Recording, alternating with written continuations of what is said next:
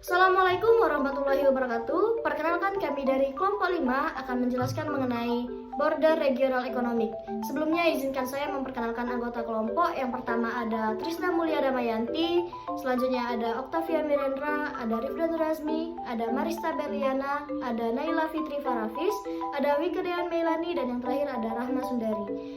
Yang terhormat dosen pengampu mata kuliah Ekonomi Regional, Bapak Deskoni Sarjana Pendidikan, Magister Pendidikan, dan Bapak Muhammad Akbar Budiman, Sarjana Pendidikan, Magister Pendidikan. Baiklah, langsung saja masuk ke penjelasan dari materi yang pertama yang akan dijelaskan oleh rekan saya.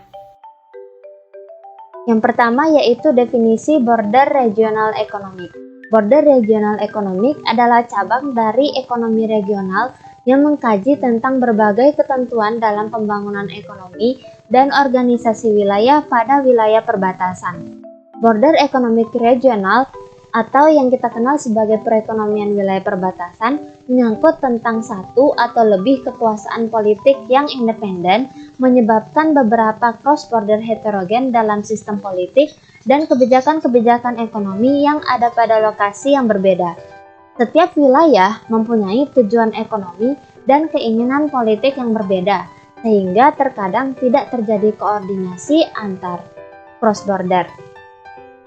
Border regional economic dapat diberlakukan sebagai bagian tertentu dari interregional economic.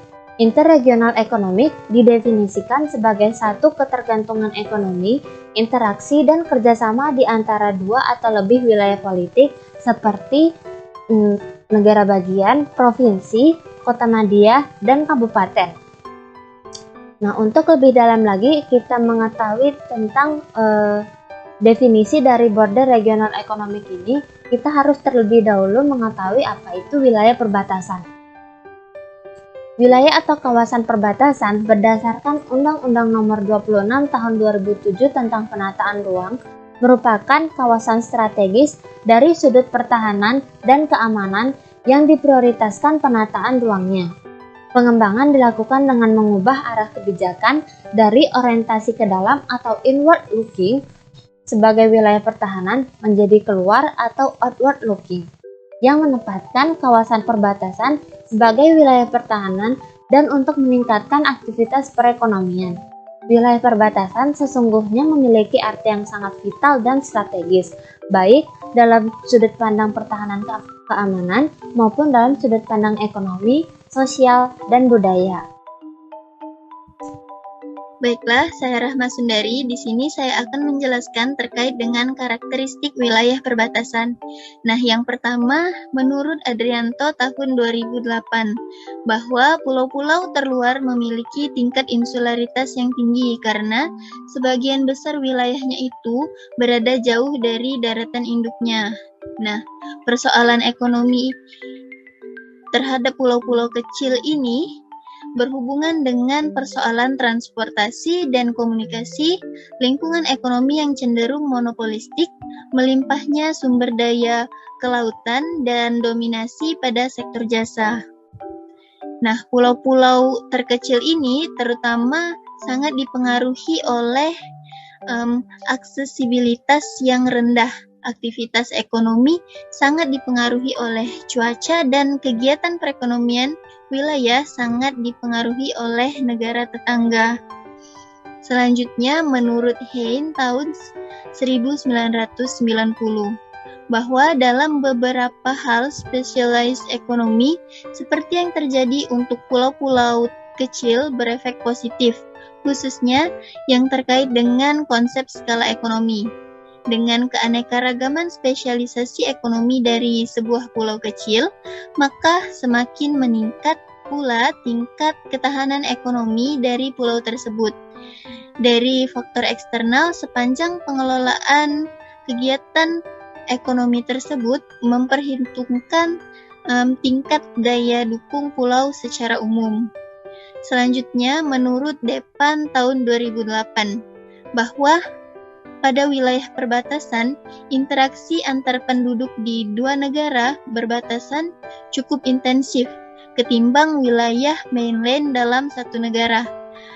Nah, kegiatan perekonomian dengan intensitas yang cukup tinggi dari negara tetangga terhadap penduduk pulau terluar Indonesia ini cenderung berpotensi untuk menjual produk hasil usaha mereka ke negara tetangga. Begitu pula sebaliknya, lebih memilih berbelanja kebutuhan sehari-hari di negara tetangga tersebut.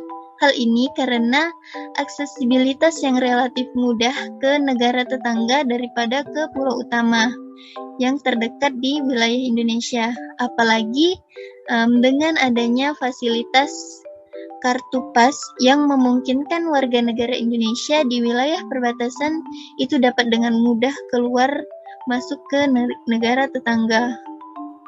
Nah, adanya pengaruh negara tetangga baik dari sektor ekonomi, pendidikan, atau budaya pada wilayah perbatasan, ini juga perlu diperhatikan. Nah, jika tidak ditangani dengan serius, maka hal ini akan sangat membahayakan bagi integritas bangsa Indonesia itu sendiri. Baiklah, saya Rifdul Razmi akan menjelaskan mengenai konsep border regional economic. Pada dasarnya Indonesia ini berbatasan dengan beberapa negara tetangga, baik itu di darat maupun di laut. Nah, untuk darat sendiri itu Indonesia berbatasan dengan 3 negara dan di laut itu berbatasan dengan 10 negara. Andayani Listiawati dan Lydia Nugrahaningsih berpendapat bahwa kondisi daerah perbatasan secara umum adalah terbatas baik dari segi sarana maupun prasarana sosial ekonomi dan juga akses dari pemerintah, sehingga ini dikhawatirkan akan masuknya ideologi negara lain, dan juga ini dikhawatirkan akan mengancam kehidupan bermasyarakat, berbangsa dan bernegara bagi masyarakat setempat. Pada dasarnya, kawasan perbatasan antar negara ini bisa dijadikan gerbang masuknya aktivitas ekonomi antar negara. Namun pada kenyataannya pembangunan ekonomi yang ada di masyarakat perbatasan ini masih sangat minim dan juga bahkan hampir terbengkalai. Nah, hal ini didasarkan karena yang pertama yaitu aktivitas perekonomian yang ada pada daerah perbatasan ini masih tergantung pada negara tetangga. Yang kedua yaitu aktivitas perekonomian yang ada pada daerah perbatasan itu mayoritas yaitu pertanian tradisional yang berorientasi pada kecukupan kebutuhan. Yang ketiga yaitu pembangunan infrastruktur di daerah perbatasan itu masih sangat dikatakan belum memadai. Nah, dari ketiga hal tersebut menandakan bahwa kondisi masyarakat yang ada di daerah perbatasan itu masih belum mencapai kata kesejahteraan. Hal ini dikarenakan bahwa letak dari kawasan perbatasan itu masih sangat jauh dari kota sehingga terkadang tidak tersentuh oleh pembangunan pemerintah. Dan konsep border regional economic ini jika ditinjau dalam segi ekonomi, maka kawasan perbatasan ini merupakan kawasan yang tertinggal. Hal ini disebabkan karena yang pertama lokasinya yang relatif terpencil dengan tingkat aksesibilitas yang rendah. Yang kedua yaitu rendahnya tingkat pendidikan dan kesehatan masyarakat serta rendahnya tingkat kesejahteraan sosial ekonomi masyarakat yang ada di daerah perbatasan. Yang terakhir yaitu adanya kelangkaan mengenai informasi pembangunan serta pemerintah oleh masyarakat yang ada di daerah perbatasan. Baiklah, perkenalkan saya Marisa Perdana dengan NIM 06031282050332 akan menjelaskan mengenai usaha percepatan pertumbuhan perekonomian. Seperti yang kita ketahui, jika sumber daya manusia merupakan salah satu faktor penting dalam peningkatan ketahanan di daerah perbatasan, di mana faktor penting yang perlu diperhatikan yaitu terkait sumber daya manusia yang berkualitas. Karena kurang berkualitasnya sumber daya manusia dapat menyebabkan masalah sosial yang dapat mengganggu stabilitas nasional secara keseluruhan. Oleh sebab itu, perlu adanya peningkatan taraf hidup masyarakat di daerah perbatasan melalui percepatan pertumbuhan perekonomian itu sendiri. Ada usaha percepatan pertumbuhan perekonomian yang dapat dilakukan yaitu sebagai berikut. Yang pertama, bisa teman-teman lihat di slide, yaitu penguatan kapasitas kelembagaan masyarakat, adat atau kelompok-kelompok swadaya masyarakat yang sudah ada. Dalam hal ini, bisa dilakukan dengan cara memberikan arahan maupun membantu perkembangan kelembagaan yang ada tersebut agar tidak terpendam atau tertinggal. Kemudian, yang kedua yaitu pemberdayaan, pendampingan, dan penguatan peran serta perempuan dalam kegiatan perekonomian atau sosial. Hal ini bertujuan untuk membangun kesadaran perempuan tentang kesetaraan gender agar mampu mengembangkan potensi yang ada pada dirinya, sehingga perempuan dapat mandiri dan ikut berpartisipasi dalam pembangunan. Kemudian yang tiga yaitu pengembangan wawasan kebangsaan masyarakat di kawasan perbatasan. Penguatan wawasan kebangsaan bagi masyarakat di wilayah perbatasan Indonesia ini perlu dilakukan. Hal ini penting dilakukan untuk menjaga keutuhan bangsa, karena wilayah perbatasan sangat rentan terhadap konflik dengan negara tetangga. Kemudian selanjutnya yaitu menghidupkan peran lembaga keuangan mikro dalam peningkatan pertumbuhan perekonomian, di mana tentunya dengan adanya lembaga keuangan perekonomian masyarakat akan semakin mudah dengan melaksanakan berbagai strategi yang ada. Kemudian selanjutnya yaitu yang terakhir, identifikasi potensi dan pengembangan sektor-sektor unggulan di daerah perbatasan, di mana hal ini penting untuk dilakukan agar daerah perbatasan tersebut dapat dikembangkan sesuai dengan potensi yang ada atau yang dimiliki daerah yang ada tersebut. Saya Trisna Mulia Damayanti dengan NIM 06031282025029. Baiklah, di sini saya akan menjelaskan tentang permasalahan dalam border regional ekonomi. Badan Nasional Pengelola Perbatasan mengidentifikasi bahwa permasalahan yang ada di kawasan perbatasan dipengaruhi oleh beberapa aspek. Yang pertama adalah kebijakan pembangunan, yaitu kebijakan yang belum berpihak kepada kawasan tertinggal dan terisolir, serta strategi untuk pengembangan kawasan perbatasan. Yang kedua, ekonomi dan sosial budaya, yaitu adanya paradigma kawasan perbatasan sebagai halaman belakang, di mana adanya kesenjangan pembangunan dengan negara tetangga, sarana prasarana yang minim, tingginya angka kemiskinan, dan rendahnya kualitas SDM.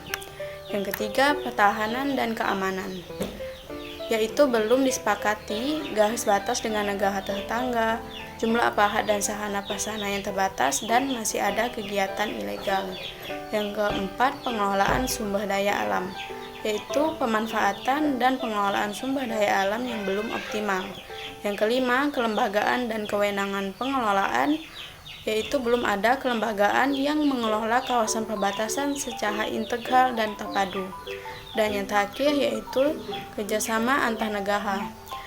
Artinya belum optimalnya keterkaitan pengelolaan perbatasan dengan kerjasama subregional ataupun nasional, dan belum maksimalnya kerjasama antar negara dalam penanggulangan pelanggaran hukum. Baiklah, selanjutnya akan dijelaskan oleh Saudari Octavia. Baik, saya Octavia Mirandra akan melanjutkan pembahasan tentang permasalahan yang ada di wilayah perbatasan. Yang pertama, belum sinkronnya pengelolaan kawasan perbatasan. Yang kedua, adanya penyelundupan barang dan tenaga kerja Indonesia. Yang ketiga, degradasi sumber daya alam. Keempat, lemahnya penegakan hukum di wilayah perbatasan. Yang kelima, belum adanya kepastian dan ketegasan dari batas wilayah perbatasan, baik yang ada di darat dan yang ada di laut. Keenam, rentannya persoalan yang terkait dengan nasionalisme penduduk. Ketujuh, rendahnya kualitas sumber daya manusia. Kedelapan, pemekaran wilayah di wilayah perbatasan tidak disertai dengan kesiapan aparatnya. Ke-9, kondisi masyarakat di kawasan perbatasan umumnya masih berstatus miskin. Ke-10, keterbatasan sarana dan prasarana di wilayah perbatasan. Yang ke-11, keterbatasan jangkauan telekomunikasi. Yang ke-12, buruknya kondisi perekonomian yang ada di wilayah perbatasan. Yang ke-13, keterbatasan sarana prasarana pendukung. Ke-14, terancam dan berkurangnya batas wilayah Negara Kesatuan Republik Indonesia di wilayah perbatasan. Yang ke-15, lunturnya rasa nasionalisme dan rendahnya kesadaran politik masyarakat perbatasan, dan yang terakhir adalah pelayanan kesehatan di wilayah perbatasan masih minim atau kurang. Perkenalkan, nama saya Wike Dean Melani dengan NIM 06031282 025035. Di sini saya akan menyimpulkan dari pembahasan yang telah dijelaskan oleh teman-teman saya, yang mana dapat disimpulkan bahwasannya Border Regional Ekonomi adalah cabang dari ekonomi regional yang mengkaji tentang berbagai ketentuan dalam pembangunan ekonomi dan organisasi wilayah pada wilayah perbatasan. Kondisi kawasan perbatasan secara umum adalah terbatasnya baik sarana dan prasarana sosial dan ekonomi, maupun kurangnya akses pemerintahan yang dapat dikhawatirkan menyebabkan masuknya pemahaman ideologi lain. Dikhawatirkan juga dapat mengancam kehidupan bermasyarakat, berbangsa, bernegara, dan terhadap masyarakat setempat atau masyarakat umum. Salah satu permasalahan yang ada di wilayah perbatasan ini yaitu belum adanya kepastian tentang ketegasan garis batas. Nah, garis batas ini terlibatlah salah satu yaitu batas laut maupun batas darat, serta administrasi dan pemeliharaannya. Akibatnya, perencanaan pembangunan wilayah perbatasan menjadi terkendala. Adanya permasalahan batas negara ini banyak menimbulkan dampak negatif dan berbagai insiden di perbatasan dan pelanggaran wilayah kedaulatan. Mungkin itu saja yang dapat saya sampaikan. Saya tutup. Wassalamualaikum warahmatullahi wabarakatuh.